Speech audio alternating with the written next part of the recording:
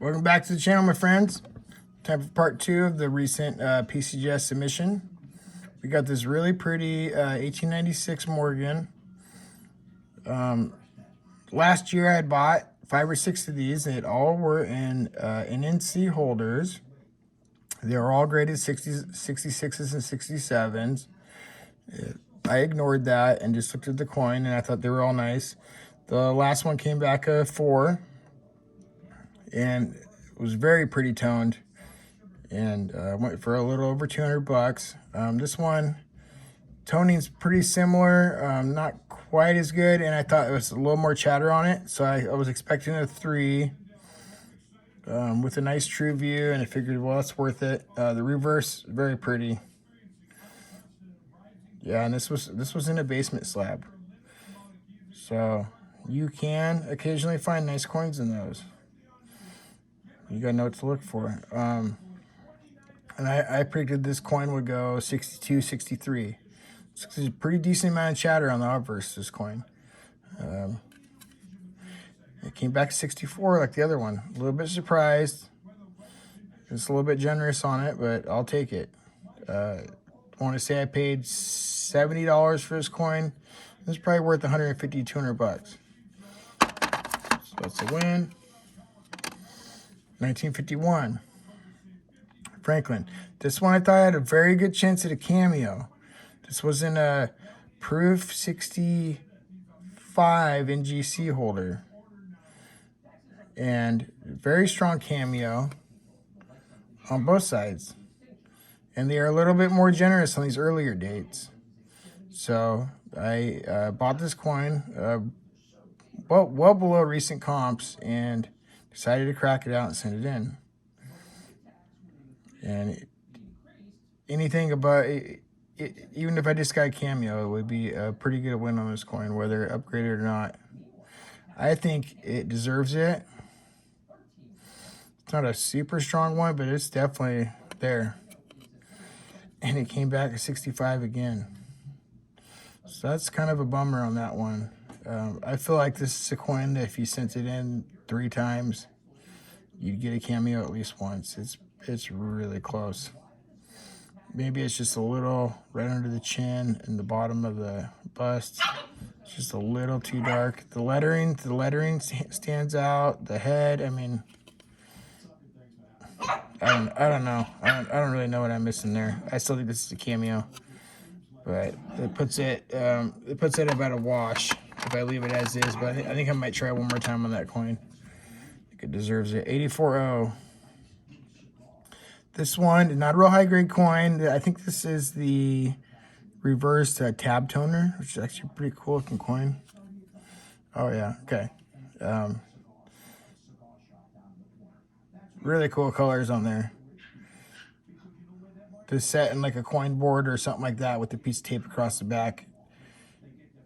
Nice blue around the rim. I bought this on eBay for like 40 bucks.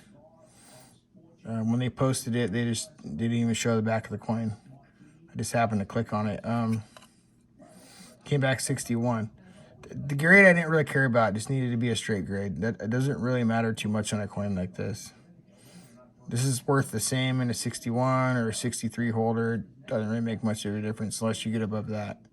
So pretty cool. Nice look to it. I'd say it's probably a $100 coin. So small win on that one. Up next, 1929 Mercury Dime. This was in an Annex soapbox holder. It was 64 full bands, if I recall. And I thought the coin was super, super clean. It had the tiniest little bit of haze on it. I cracked it out. Gave it a 1 second dip. Rinsed it off really well. And I thought the coin would come back 60. I thought it would upgrade 2 points. I think it was in a 64 full bands. And the coin takes a big jump. I bought the coin for 60 bucks. And it jumps to about $300 in 66 full bands.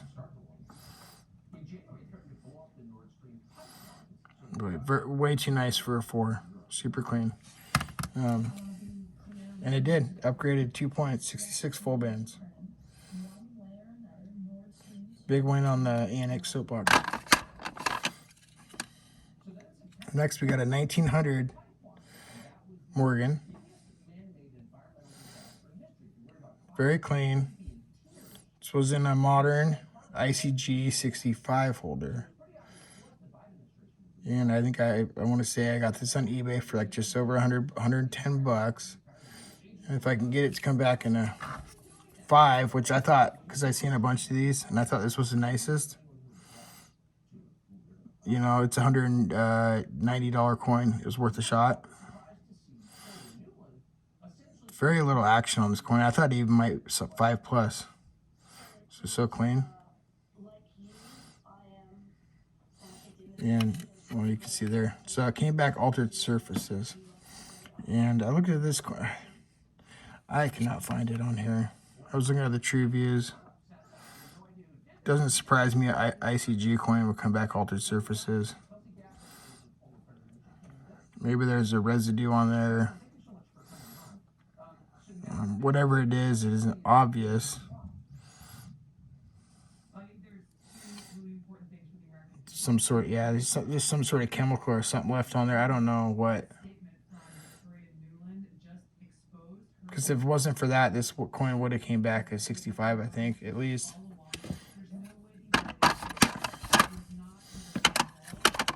Next coin, we got an 1888 Morgan. Very pretty. Nice rim toning on both sides. I graded this coin 64+. This wasn't a Paramount holder. That I had one on eBay. And if it had been in a red-filled Paramount, I wouldn't have cracked it out, but it's in a regular Paramount. Just not that special. But a very nice look to it. And I grade this coin 64+. And it came back a 4. That's okay. I'm not going to. I paid over $100 for this coin, so I'm going to lose money. This coin's probably worth $125. So that was probably a mistake. I don't think I'll be messing around with any more Paramounts. A lot of 63s and 64s in those holders. You gotta be real careful with those. Next, we got a 1966 Kennedy. Very pretty coin. Nice rainbow toning around the rim. And this one, I am very inexperienced with these 65 to 70 Kennedys, knowing the difference between, I guess, the 65 to 68, the SMS or the business strikes. It's really hard to tell a difference. And I bought this really hoping it was a business strike because it's way more rare in a business strike in a high grade than an SMS is in high grade. Although this one is really pretty. Got that same rainbow. The true view looks really nice on this coin. So if this coin, and I knew it would come back like a 67 or something. So if it had been a business strike and a 67, you'd be talking well over $1,000 coin. But an SMS, you're probably talking a $50 coin. You know, maybe 75 or 80 with the eye appeal. And it is SMS. So that was a big bummer for me, but a learning experience. So maybe just a little bit, that extra flash. I mean, it's hard to tell. It's not a proof. And I tried to research it, and there is no dead giveaway of the difference between the two, other than just, you know, one's a little bit flashier than the other, you know, slightly more PL than the other. It's very hard to tell the difference between an SMS and a business. So that was a loss. Because I paid like $70 for that coin, so I'm into it for 100, and it's not worth that. So I screwed up there. But I learned something, so whatever. We got over here. Next, we got 1956 Type 2 Franklin Proof. And as I'm looking at this coin, this is one that I'm not really sure why I sent it in. I always get one or two back like that, or I'm not quite sure why. Perhaps I thought this was cameo. It is leaning cameo, but it doesn't look that strong, to be honest with you. And this one came back 66. And you can see a dark spot there and there. So this coin I should not have sent in. This is probably a 20, or maybe a $30 coin. I kind of screwed up on that one. I got one or two of those in every submission. Next, we got 1841 large cent. And as I'm looking at this a little bit closer, although the detail is great on it, and this lighting, it does have kind of a cleaned look. Although it doesn't have hairlines, it just looks, you know, kind of overly dipped or something. It's hard to say. They do allow some of that on these early coppers. Even the EAC guys, they lightly brush them and they put a little bit of that blue ribbon oil on them, and that's how they say to conserve them. So I wasn't sure if that would be considered okay or not, because it kind of has that look. And this one came back cleaned AU detail. So a little bit of learning experience in this one. Didn't pay too much, 70, 80 bucks. It's probably still worth about that, because there's a better earlier date and still in pretty high grade. I went 32 out of 37, or no, 32 out of 36 straight grades. So I only got 4 details, so I did pretty good. 1838, I have 2 of these. Lower grade one and a higher grade one. This one I bought raw from the same seller as I bought the 1841 from. I thought this was a nice, just XF coin. You know, picked it up for probably 40 bucks. And these early coppers are a lot of fun to play with. I believe this is a cornet head. Nice look to it. I thought maybe it could go AU, but probably XF 40, 45. Oh no, this is the 58, sorry. The other one is the lower grade one. Okay. So I mixed those two up. Okay, this one came back 8058. This was in a AccuGrade holder, AccuGrade MS63, and I knew it was overgraded. Nobody wanted to buy it. I cracked it out, you know. So screwed up on that one. This coin's about 250 bucks. I think I paid $300 for it. An AccuGrade holder, whatever. Live and you learn. 1957 Franklin. This one had a very strong cameo. I knew it would at least come back cameo. This one I got raw, and I was really hoping for a decam. And like I said before, I don't have a lot of experience with these. I do own a 68 decam, so I kind of know what they look like. This one is a strong cameo. I'm not sure if it's quite there. I was hoping for a 67 decam. And we got 67 cameo. So this is probably like a $70 or $80 coin. Oops. Okay, here is one of the prettier proof Franklins. This is the 52. And this one I thought was really cool looking. Lots of color, lots of blue and orange. Especially on the reverse. A high grade on this coin would really make it valuable with that color. You can see it there. Reverse is really cool too. Let's see if I can pick up on it. Having a hard time showing the color on the reverse for some reason. But anyways, I thought this would probably 66. And this coin 665.